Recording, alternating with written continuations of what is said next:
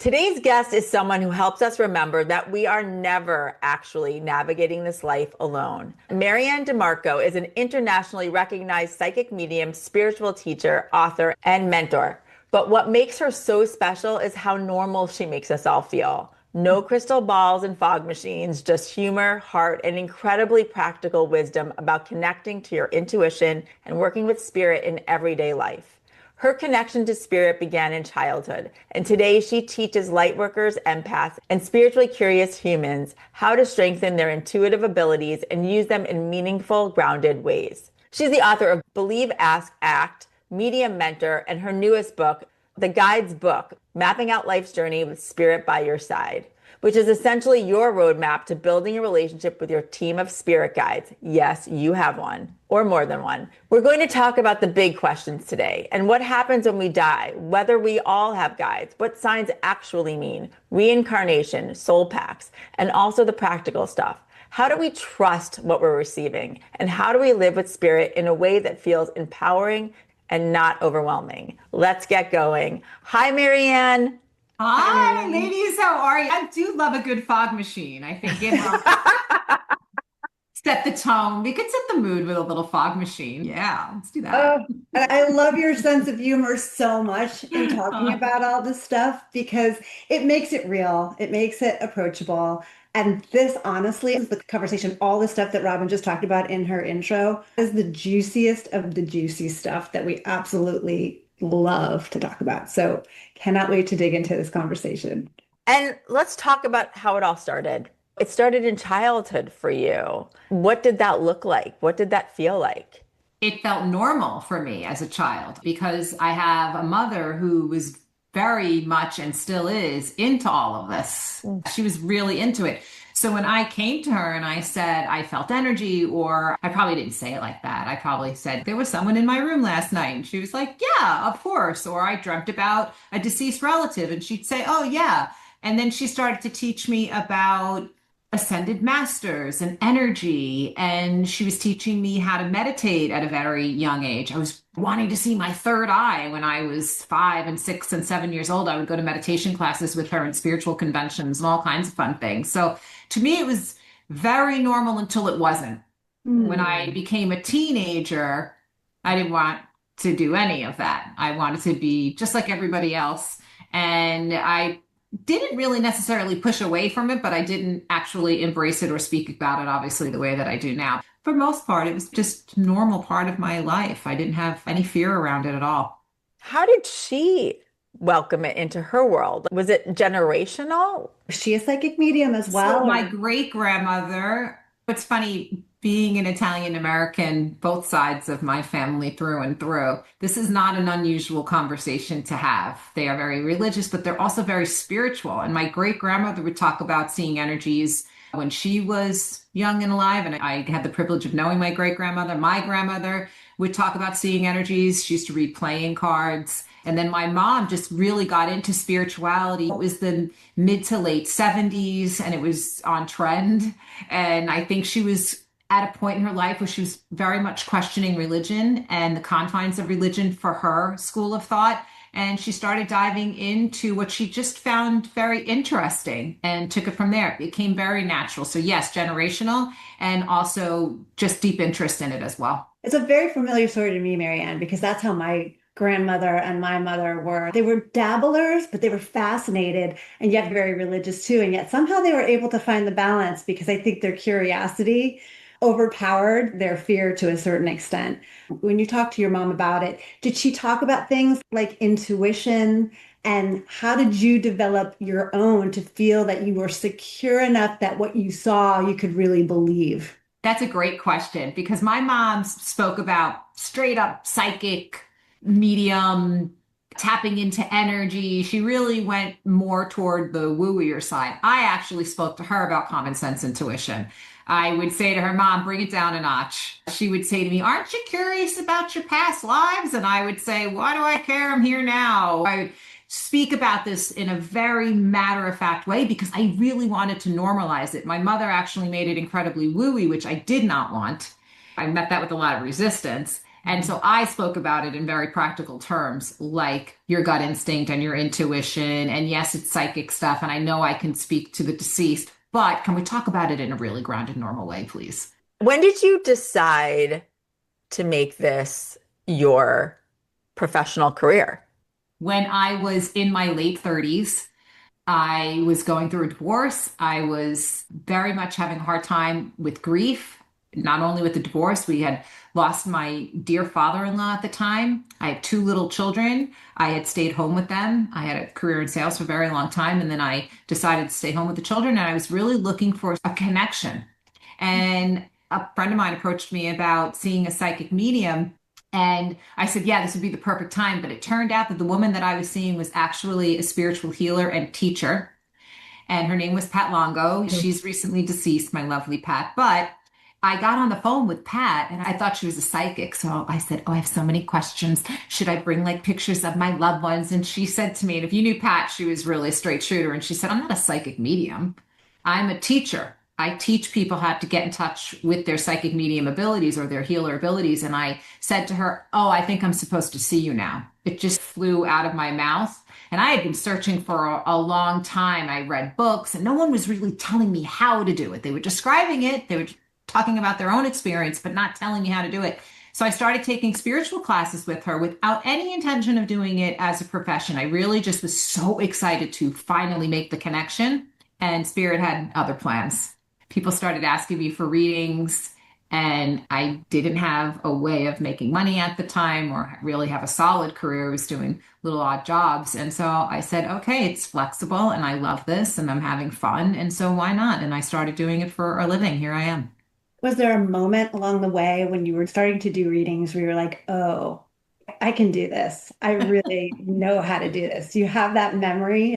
In class, before I was doing readings, Pat said something to me when we had our first meeting together, which was spirit comes in your own voice. It's not a disembodied voice. It's something within you. That was it. It all clicked. Everything fell into place. Everything that I had been experiencing my whole life, all of this information that I had been receiving through all of my clairs, it was like everything just started to make sense. And within just a couple of weeks, I was reading. I was still nervous about reading. Don't get me wrong. I didn't have like full confidence about it, but I knew I could finally do it. It was actually, I think, more, Karen, like a relief of finally understanding how to put this ability into place. I could feel that relief for you because in the back of your mind, you still remembered yourself as this little girl who could see things. Put it aside for a long time, maybe still channeled a little bit of mom and grandma of the possibility of, but we always say it's like when the student is ready, the teacher appears. And it was like that crossroads in your life when you were ready to open yourself up to the possibility of who you really were. Yeah, it was a relief and it was really exciting too. It was very fun when I first started out to finally be able to craft this work in a way that felt like I was giving service, obviously, and helping others, but that I was really understanding finally how to normalize for myself this ability within and not have it be so strange. I met a beautiful community of people who were all of like mind. So yay, win-win. And I started to hone in on something that felt very natural to me. And within that came a service that just flowed and I truly enjoy it. And how would you define spirit that comes to you? I define spirit by loved ones who are deceased, source, God, source, light, whatever that is for you, angels, angelic realm, guides. And at any given time, I can be speaking to them all at once, individually. It really isn't up to me. It's totally up to them. I am just the conduit. When I was younger and I was giving very strong worded, opinionated advice as a teenager and in my 20s, and I was like, why aren't they listening to me? That came with a lot of frustrations. We talk about like this certainty and when I knew it to be true, the advice part and the psychic ability, I didn't recognize it as that. I didn't call it that. I just thought I knew. But now I know that I had been channeling that whole time. Totally. So that felt very natural and normal, tapping into deceased loved ones and then delivering that message with intention. It felt very different. And I had to learn how to trust that and do that. And would you say that you're able to recognize these different realms because of frequency? Like, how does that come through for you? It comes through first by using all of my clairs. Clairvoyancy, clairaudience, clairsentience. I feel, I hear, I taste. So all of the senses I'm using all at once to make connection. And the frequency comes with practice. Understanding what it feels like to be connecting to a loved one. I feel like someone just walked in the room. I'm distracted off of my sitter and I'm looking around and going, oh, hey, oh, I have someone here. That feels like I'm welcoming people in. When I'm speaking to guides or angelic realm or I'm doing energy and psychic work, I'm very much tuned into the energy of the sitter. I'm not really so much concerned about where that information is coming from. If I'm meant to define it for the sitter, I will. It means it's meant to be part of the reading. But for the most part, I'm just totally tuned in, picking up on whatever it is that I'm supposed to say to them.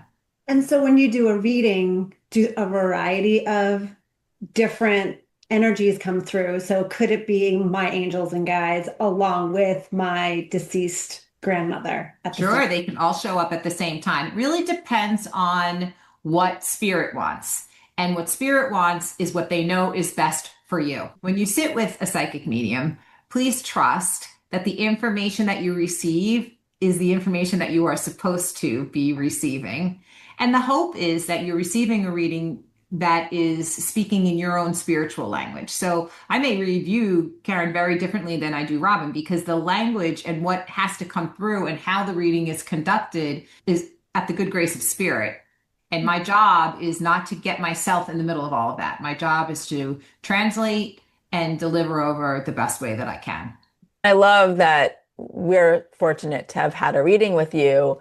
What was so interesting, at one point, Spirit was really trying to talk to me about my uncle and who is living in this lifetime, but it was coming from my dad, who's deceased, and he was showcasing a specific type of salad that my uncle eats. And it was the way it was coming through. You're like, why is he showing me this wedge salad? I know where that's coming from. But the point is that you are translating that for us. And Karen and I we've been really very fortunate to have so many readings in our lives so far. And what I would say is that it's so important to us to find people who are able to translate and normalize this in a way that you, as someone who is sitting for a reading, can understand. And we felt that on every level with you. It was like having just a conversation with spirit in all forms.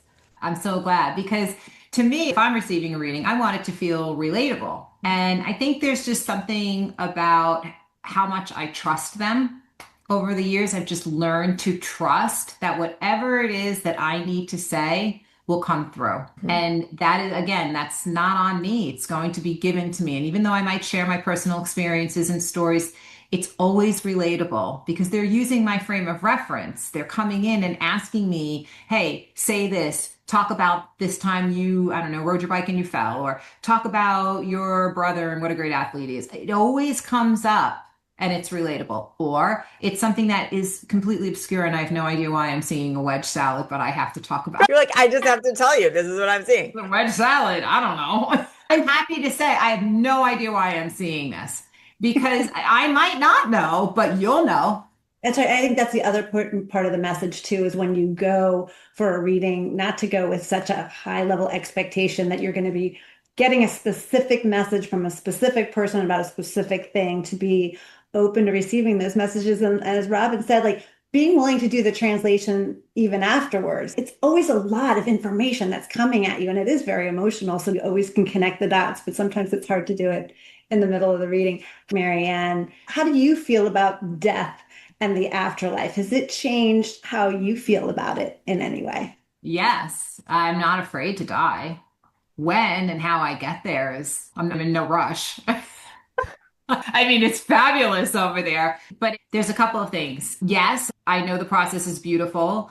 I trust what spirit has shown me, and we could talk about that. But it also makes me appreciate life, the lessons and the things that they have said throughout the years and the thousands of people that I've read at this point.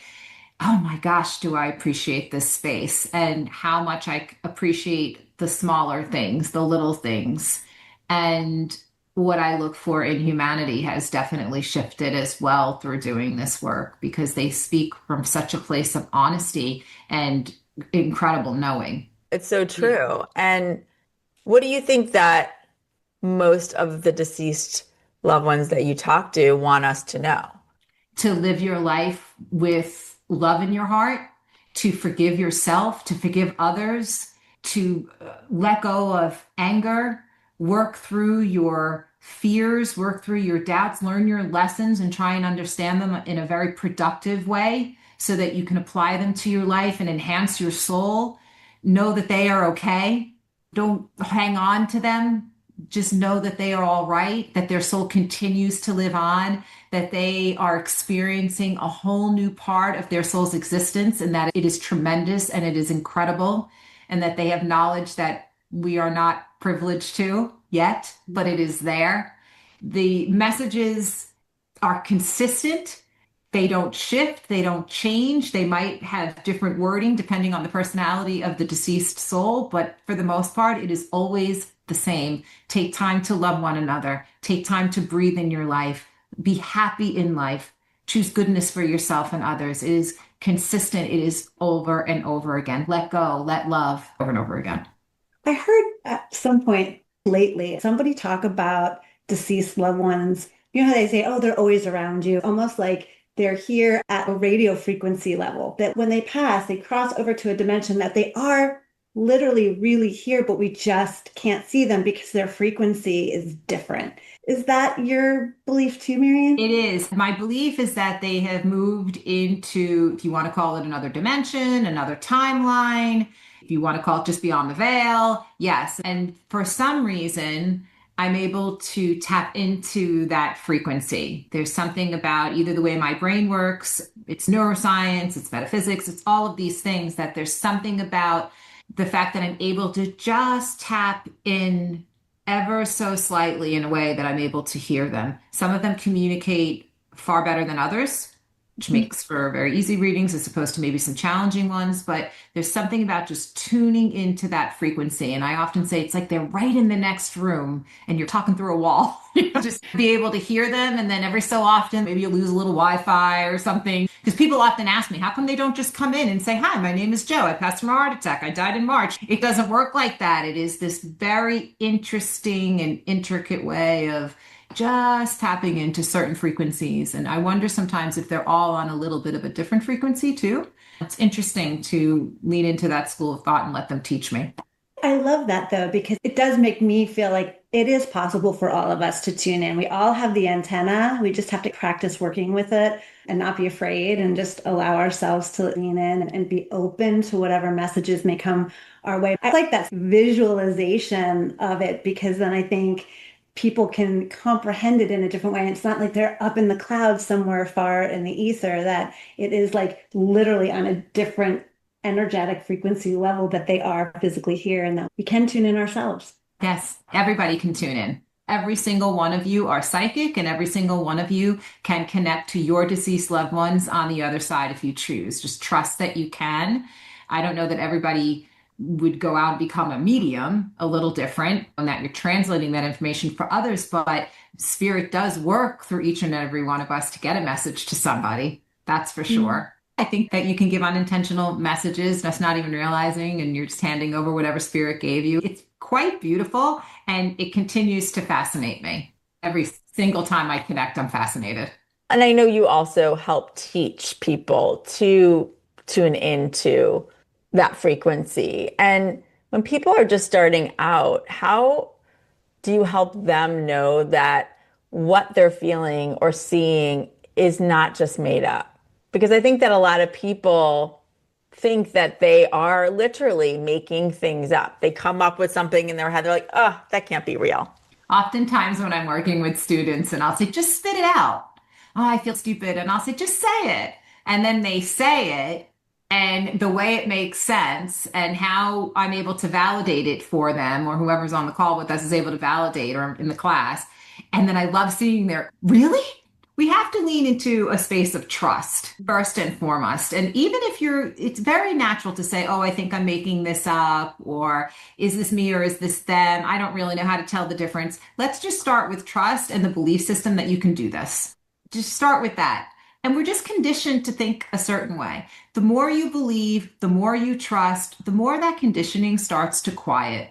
And you hear the real voice, the truth, which is within each and every one of us, is that we are part of this light. We are part of these frequencies. We came here knowing how to do this. This is not so unusual. And if you just allow yourself and your soul to remember, it will all come flowing back in time. You just have to trust it and work on it and exercise it just like any other muscle. Such a good way to put it. All of us feel like we're making it up. And I was just thinking as you were talking, I'd love your thoughts on this. Because what's occurring to me as you're talking is our loved ones, whether we're related to them or not, they're part of our energetic family. We carry their memory, we carry their experience. Sometimes we carry their genetic DNA. I'm trying to figure out how to phrase this question, but is that part of what you're reading in the person who's sitting in front of you? Is you're reading that energetic frequency of them, and then it's connecting with the frequency of that loved one through that person. Is that It right? makes perfect sense to me. I know exactly why you're saying that. Yes, it can be both. It can absolutely be both. And I'll give you the example. I have a deceased grandmother on my mother's side of the family. And I truly believe that she has ascended. I don't feel her around me. And that is not a sad thing for me. I'm excited for her. Something about either she reincarnated or she ascended. I believe that she ascended and that she has moved on. In other words, she is not coming back to earthly realm, and that something takes place over there where the soul ascends and does something else and goes somewhere else. And when I have been read, people will say, oh, your grandmother on your mom's mom is here. And then they'll read her. And I truly believe they are picking up on the energy that I carry for her, number one, and that they might be reading her records. They could be reading her information and what the soul left behind, the story of her soul. That's just my theory on it. Also, however, if it wasn't her and my other grandmother, who's always around me, I do believe, yes, she comes through. They're reading her through me, with me. It's all working together. And that this combination of energy of self and her and soul and light, everything's working together to get the message across. So yes, I truly believe that it can be both. And I think the more you read too, I think you can understand how to start to tell that difference. But it really depends on your sitter and their needs and spirit, of course. It's so beautiful if you think about it. That's why you can honestly say your loved ones are always with you, because you're carrying that frequency within you all the time. Lifetime after lifetime, we travel in soul packs. Yeah, let's talk about that. Let's talk about what you mean by a soul pack. So soul packs, we travel together lifetime after lifetime. Your family, your friends, fleeting moments with people. There's a rhyme and a reason why we keep meeting the same people over and over again, lifetime after lifetime. And we're here to teach each other lessons. We're here to help each other out and be schooled all together. And we take on different roles in order to do that for each other in life. So for me, will I see my grandmother again and deal with her in a different realm, or maybe this one or whatever? Yes, absolutely. And so to your point, we carry each other always, all of us. Human race carries each other. We've all been something. Try not to judge. We've all been each other at some point. It's so We've true. all I mean, experienced something. Exactly. And so that's why judgment is so harsh, because we've all been there. And I truly believe that. I think that we exchange energy constantly, and lifetime after lifetime, hopefully we are learning to help each other out soul-wise. And I think too, when you talk about soul packs, yes, there is your immediate family and so forth, and you probably play different roles in different lifetimes with one another. But it is also when you meet people, there is like a connection. I know when we met you, it was like, oh, I know you. Even though we hadn't met prior, it was like a soul connection. It was just Yes. something inside you. And I think everybody listening has had those experiences where it's, oh my God, I could talk to you all day, because there is this familiarity. There is a Yes. connection, and because we've all felt it. Yes. And those, I always call them unlockings too. That's a beautiful way of putting it. You can have an unlocking with a stranger on a subway. Yes. That there's something about meeting somebody at that particular moment that your guides arranged for the two of you to meet in that moment to have a particular conversation that maybe helped the both of you out. And those memories, some of those things in my life are just core memories. Just being with somebody and meeting somebody and having a conversation so necessary that on some level it just did something with your soul, something clicked. And I believe that to be definitely kismet. And as we know, it can be with those people that drive us crazy too. Oh, yes, they're here They're for playing lessons a too. role. Isn't that so Yeah, much let's fun? talk about those people. Yeah. I always say there's a past life meditation that I love to do. And you put on a piece of paper 3 people that have enhanced your life and 3 people that have challenged your life. You put those names down. And then you go into the past life meditation and you see where those people have been placed and why. And you can see the roles that they've played and how fascinating it all is. And then it kind of clicks. You start to understand, oh, that's why. Because I believe Oh, we I sign up love for the lessons, but not necessarily the experiences. Yes. Because, who would come back is what I always say. Exactly. I love the word that you use about mapping and this idea that you come into this physical form with an intention of something to learn, and we have that free will to make choices all the time. Totally, it's up to us what we do or don't do. But that the idea is that we come in with certain intentions of trying to learn things in this life, and that soul pack comes to assist us, for good or for bad, to learn those lessons. Yeah, it's fascinating. And what I found with soul lessons and contracts is that, especially when I wrote the guides book, I started to reflect on times in my life where things just felt so repetitive. Why was I doing the same thing over and over again, making the same type of choice that wasn't serving me? And I finally realized, girl, this is like your lesson. This is your soul lesson. Let's work on this part of the contract. And that's when I started to realize that repetitive themes, repetitive behaviors, and choices that we make in this life, and through relationships, job experiences, how we allow people to treat us, how we treat others, it's endless the amount of lessons that we can come here with. When I started to recognize them and recognize the pattern, I realized, oh, this is how we can break down soul contracts and how we can get to work on those with the help of our guides. And I started to recognize the lesson through varied experiences. Once you recognize, you then learn, and then you can apply the behavior that is more fruitful than what you've been doing in the past.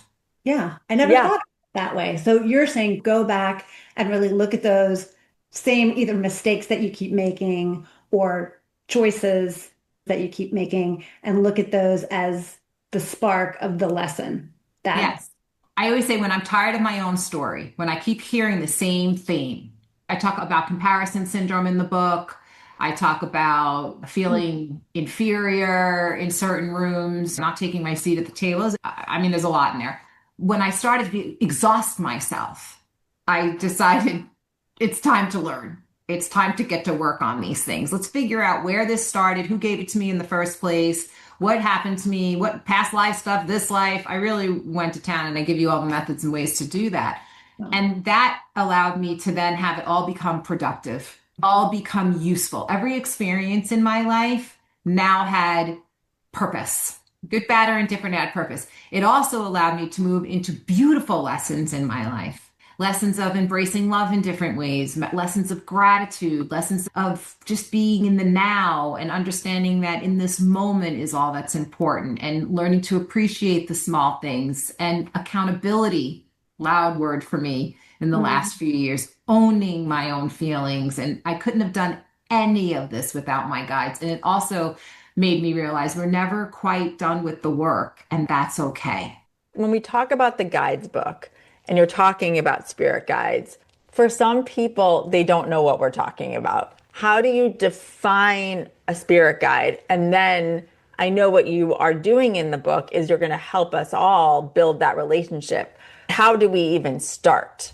Our guides are a universal team on the other side that are assigned to us to help navigate our life. Their real purpose is not to give us answers. Their real purpose is to give us guidance and to help highlight our higher self voice, the true voice of why we came here and what we know to be true within our souls. It's the voice that speaks to us from within, that reassures us and helps us understand why we're here, what our service is, and how we are meant to improve soul's path. And that is what they're doing. They're trying to get us to trust that intuitive voice, the higher self voice. They are a universal team comprised of angels, spirit guides, and loved ones, each with separate roles. Your loved ones are here to support you. They are here to guide you, give you little winks from the universe, but not really interfere all that much. That's not really their purpose. I always say, I think it's a conflict of interest. I don't know that they're really ready to do that. And some of us haven't had the greatest relationships with our loved ones on the other side. And so I always say, maybe you don't want to be with that person all the time, and that's okay.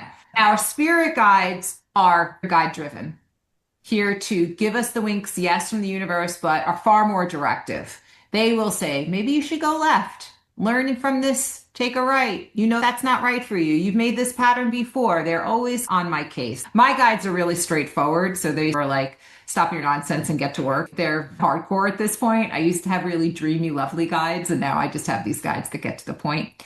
We all have one main guide, which is very comforting too, one that ushers us in, ushers us out, and is here for us always. And I talk about my main guide in the book as well. Angelic realm, that's where the miracles happen. That's where your prayers go to, angelic and source. That's where the I need help, show me the way, be here for me. We're not meant to do this alone. And I truly believe that angelic realm is probably the most supportive realm and the realm that can really interfere in the best of ways. I know there's many examples in your book of how to work with your guides, but if somebody was listening now and was like, I'd love to know one guide, give me one guide. Do you suggest one start? If you're really good with visualization and you are good at meditating, but you don't have to be like a hardcore meditator. You can do this pretty basic. I have a meditation in there where I call it speed dating with your guide. You visualize sitting across from your guide, just like you would at a speed dating round, and let your guides sit in front of you. Trust what you're seeing, trust what you're hearing, trust what you're feeling. You can ask them a quick question if you like, receive the answer through all of your clairs, your senses, and let that come through. You can also write your guide. Who are you? Right at the top of the page. Who are you and what is it that I need to know in this moment? That's actually my favorite question to ask a guide, especially straight out of the gate. What is it that I need to know in this moment? It's open-ended. We want to stick with open-ended questions and then allow the information to come through and don't stop writing. And this is paper to pen, not on your phone, not on the computer. This is paper to pen, and let that pen just fly and flow. And you should hear very positive and lovely and beautiful things coming through, encouraging. Learn how to do that. We want to do grounding procedures and opening yourself up. And I talk about all good spiritual hygiene in both of in Media Mentor and in the guides book. So make sure that you're following that type of protocol. And just start by writing, connecting. I'm here. This is how I talk to my guides, just like I'm speaking to you, both of you. I'm like, okay, so what are we doing? Not really formal about it. I used to be really formal, but now I'm like, what's up? I hear you. It's 3:00 in the morning. Why are you interrupting me? What do I need to know? So I'm pretty casual and basic because they're my besties. They're your spiritual besties on the other side. So I encourage everybody to connect with them in your own authentic way. Do it in a way that resonates for you. You don't have to do it exactly like me. I'm just giving you prompts and different techniques, but create your own style. It's so much easier to just be you. They know who you are. They're not asking you to be anything else. If you want to go under the full moon and get your fog machine going with your crystal ball, go right ahead. If you are more comfortable going on a run and just putting some good music in your ears and hearing the knowledge that comes in, great. Doesn't matter as long as it feels good to you. That is such good advice. This also makes me think about when we talk about soul contracts and so forth, free will versus what is planned. And when we're talking about your spirit guides, do they know your plan? I would assume they know it, so they're helping keep you on track for what you came to accomplish in this lifetime. But let's talk about, those are big concepts. What do you think in terms of free will versus what we have planned and how that all works together? I think that we sign up for the lessons, but not the experiences. And that's where free will for me works, because the experiences are being presented to us. And our free will comes into play of how we choose to have those experiences affect us. And that is really powerful and very exciting because you have a choice. You have a choice in your perception. You have a choice in your boundaries. It makes for incredible manifesting when you realize that. And what you realize is that by utilizing your free will in the most positive of ways, you are speaking your manifestations into existence. Good, bad, or indifferent. It's on you. That's where the accountability comes in. It is one of the most powerful things I've learned by working with my guides. It's also one of the most challenging thing that I've learned by working with my guides because it puts the work on you. Years ago when I wrote Believe, Ask, Act, and I was so just starting out when I wrote that book, but that was what I was trying to convey is that we can believe, yes, we have to learn how to ask the right questions, but it's up to us to get off of the meditation cushion, to look at our manifestation board and put it into play. And that when opportunities come to you and are being presented to you, it is your job to say yes or no, based on your intuition, based on what your free will is calling you to do. And that to me allows for both to exist. Intuition, free will, psychic guidance, spiritual guidance, it all goes together. Can you work with your angels, guides, loved ones? Since technically they know the plan, they're there to help guide you on the other side with the plan.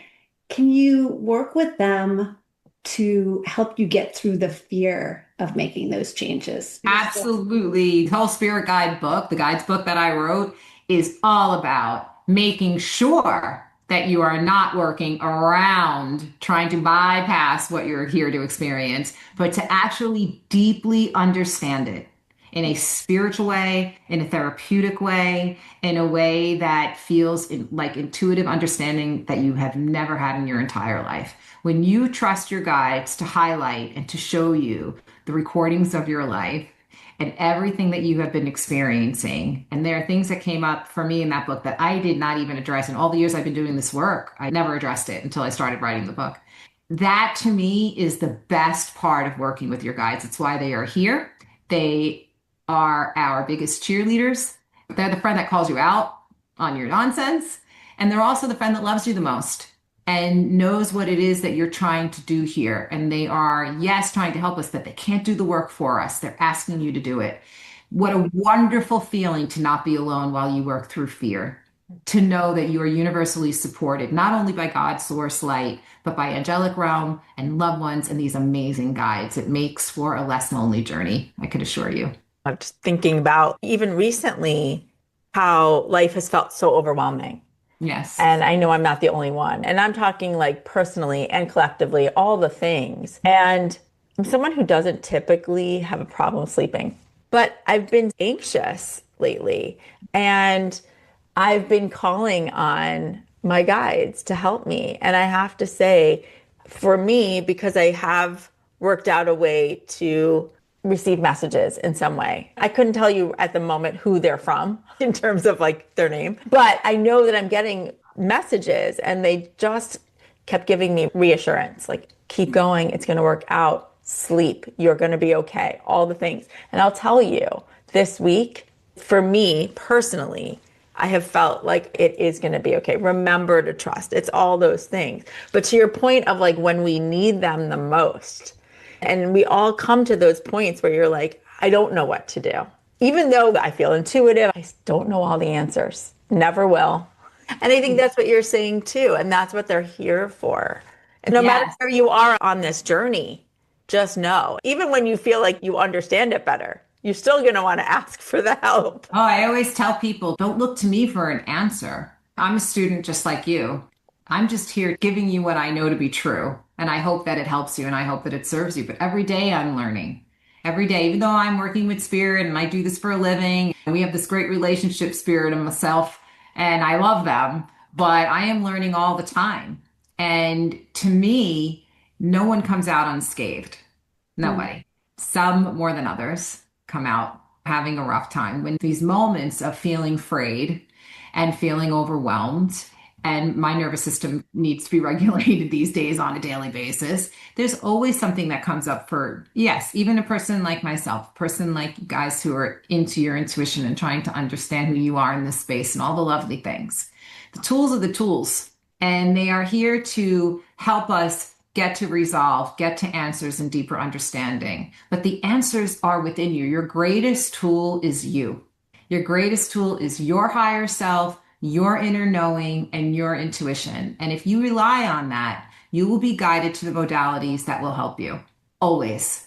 Whether through self and others, you will be guided. I promise you. If you just open your eyes and you pay attention and you don't second guess, the spirit provides. The universe is boundless and happy to give over all of the information that you need to help yourself heal, to help yourself feel even more joy, to help yourself have deeper understanding. It's all right there if you say yes to it. And I know because I do it, yes, but I have different stages in my life. I'm still doing it. And when all else fails, when you really are not getting the answers, or you're in a moment where desperation just has brought you to your knees, please do not forget the power of prayer, the power of source, and tapping into that, because it is right there for you. And I truly believe that all of that energy helps. While you're talking, Marianne, I'm thinking it really is as simple as asking for help.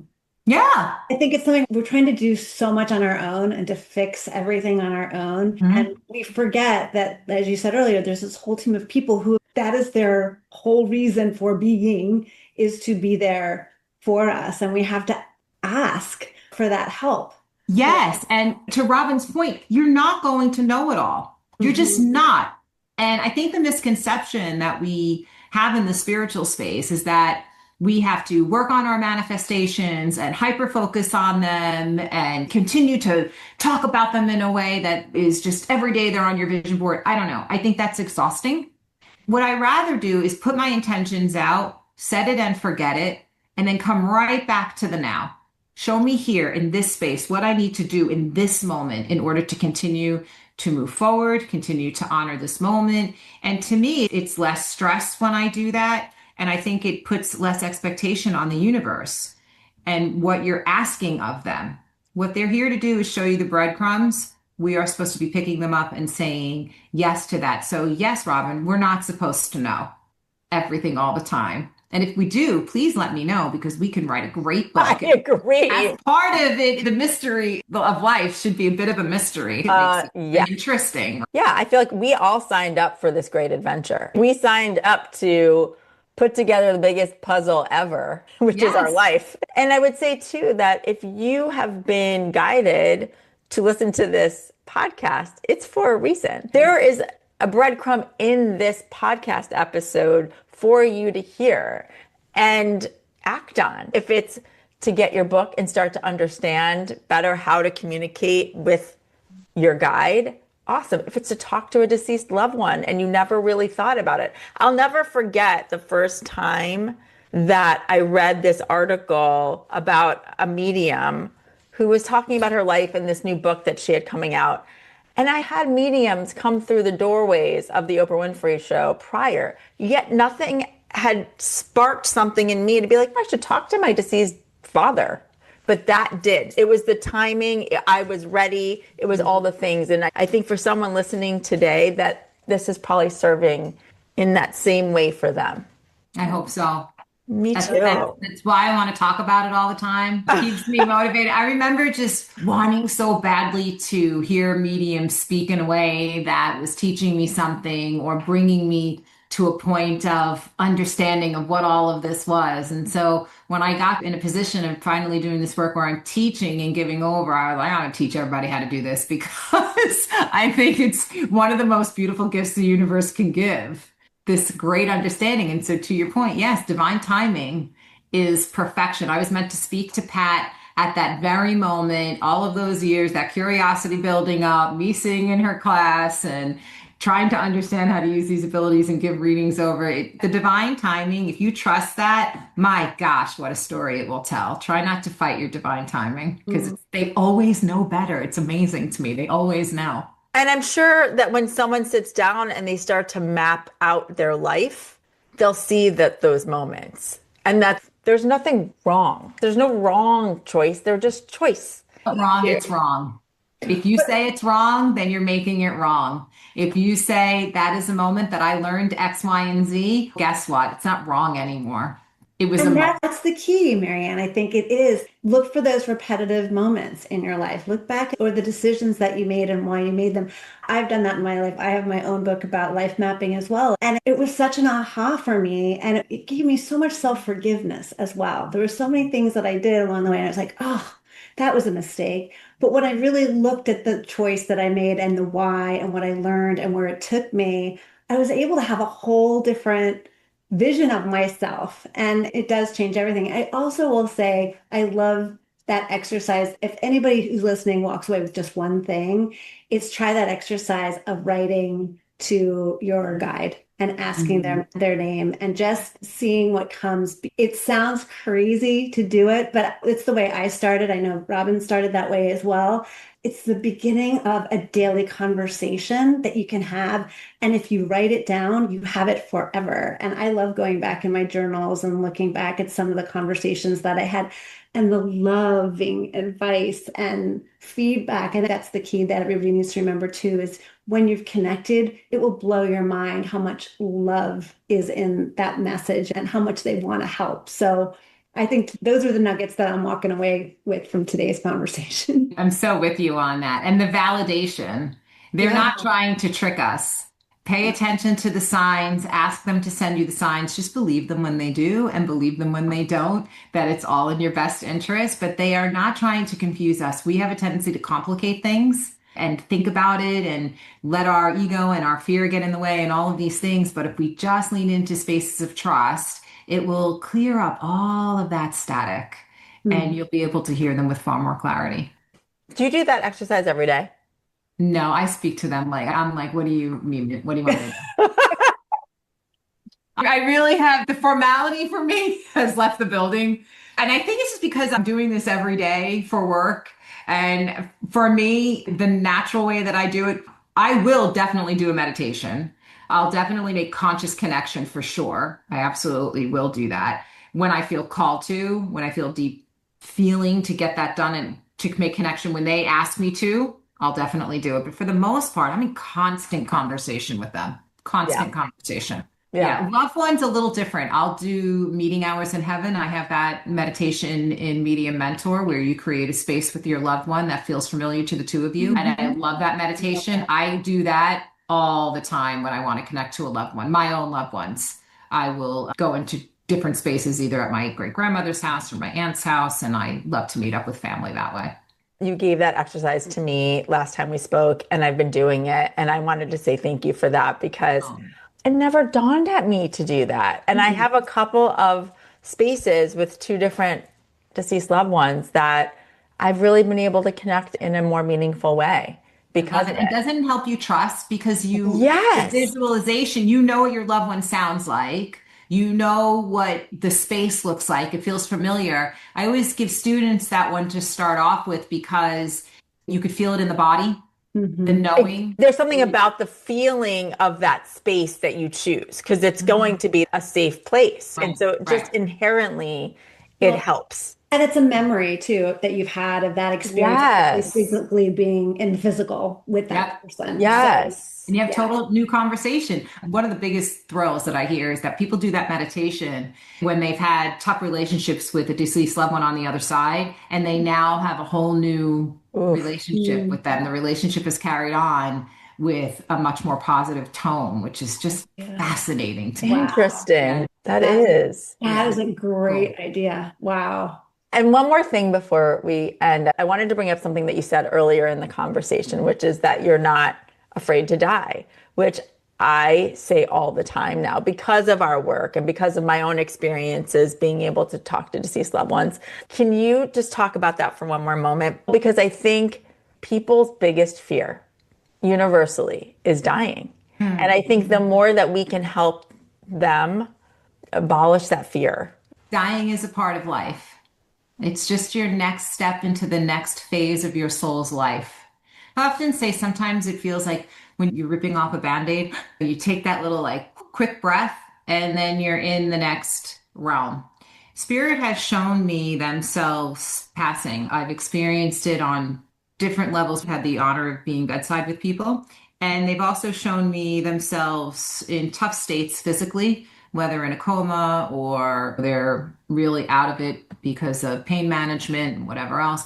And they've shown me themselves outside of the body, no longer experiencing what the body is experiencing, which is just incredible to me. They have shown me so many moments of relief that they have experienced, that the soul no longer feels the complications of this human life, that they have let go of all the worries, all the fears, that they are consumed by acceptance and love and validation of their life and who they are. And they completely are in full understanding of why they came.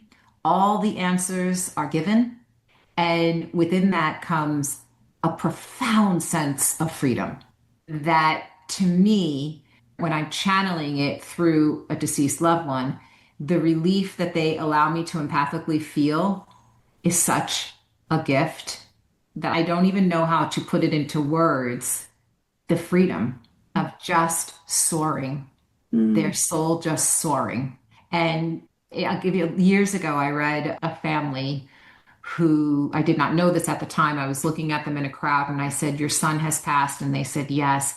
And I said, "They're showing me this headstone that I knew of this little boy who had been bound to a wheelchair his whole life, coming out of the wheelchair. The family had literally made this beautiful headstone of him freeing himself from this wheelchair." And the family, and I said, I know this is a well-known headstone, but I'm seeing it for you. And this is what he's shown me. Their son too had been bound to a wheelchair for his life. And what he was showing me was his complete release of his physical woes. Everything was released. And I'll never forget that reading, because not only was it was just so beautiful and profound, but it was so symbolic. Not only his physical body, but his soul, everything is released. And to me, that is just so incredibly comforting that we let go and we let love, and that's that. And we move on and we continue on. Wow. Is your question? It does. Good. I wasn't sure. Spirit had me going on, but it is the truth. And I have seen it over and over and over again. And I just think it's a beautiful miracle. And I hope when I read people, I don't read a lot anymore, but when I did and when I do, I hope it brings some sort of relief to families who are in grief, because grief is one of the hardest emotions to deal with. And for me, it's just miraculous on that other side. No, I am not afraid to die. Like I said, how I get there and when, I don't know. And neither am I, but I want to bring that up because it is something for me. I lost my dad when I was 12 and he died really young. He was 41. And I say to my family and to my friends all the time, I may not be here tomorrow. No day is promised. And I want to make sure you know I love you, and that no matter what realm I'm in, I will always be a part of you, and I'll find a way to talk to you. So just know that. And I joke, but I mean it. And so it's true. It's something that I feel really passionate about and want to help other people not be so scared and so tied to this physical plane and physical body. I think the more that we can release that, the freer we can even feel right now. Like right now in our just knowing you're going to be okay. We are going to find each other no matter what. We are, and they are waiting for us. They are right there. Even if they've ascended, even if they're coming back, you will understand and all will be well. It's really the most incredible part of doing this work. I feel honored to have a little bit of a sneak peek. Also, thank you for shifting into the teaching, because it is so important. I think more than ever, there's so many who want to learn, who innately know that they can do it, but just don't know where to start and don't yet trust themselves to be able to do that. And even for the grieving family members who are missing a loved one so much, just to be able to give them that vantage point of the other side, of the fact that their loved one is still very much attached to them. Even that gives them that hope and comfort of the possibility. They may not be able to get there fully yet, but I think the more we can give them that evidence that our loved ones are so nearby, it'll help them even in their own lives, and even looking forward to what's to come in their own lives. It's the honor of my life for families. It really is the honor of my life to do that. I'm just always happy to do it, and I'm never bored. I'm always fascinated, and it's the honor of my service to hopefully bring a moment of peace to families in grief. I always say too, that at the end of your life, MaryAnn, when you transition, it'll be the ticker tape parade that you have, because you'll know everyone, you know? That's true. Remember me? I know you. Thanks, I never thought about it like that.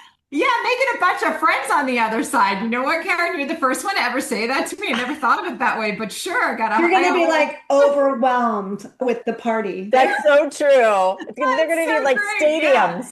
Thanks for that. I appreciate it. Thank you so much for sharing all of this wisdom today and some of those personal stories and your soul and time Oh, with us today. Really, we're very grateful. We know this will be the first of many conversations. And to find out more about MaryAnn, her books and offerings, you can visit MaryAnnDiMarco.com. We'll have that in our show notes. You can also order the guides deck, which is available for pre-order now. It comes out on April 14th. So depending on when you're listening to this, it may be before then. So you can find out more about that on her website as well. So that's MaryAnn DiMarco, DiMarco.com. Thank you so much, MaryAnn. thank you so much for having me. I love you, ladies. I really Love appreciate you it. too. Our conversation. Thank you.